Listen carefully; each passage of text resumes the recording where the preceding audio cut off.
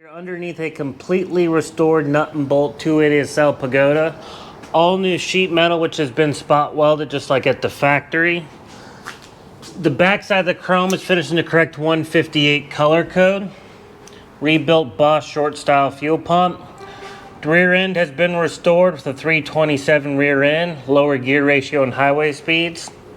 Bilstein shock, you can see the little Mercedes logo stamped there.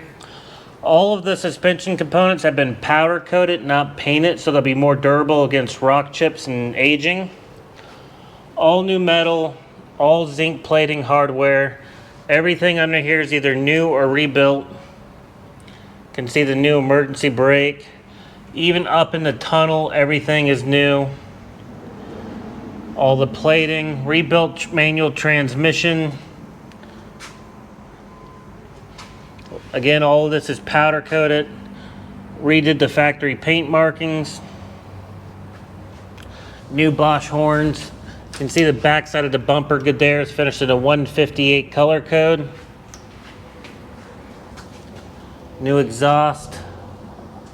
You can see all those spot welds on the metal there.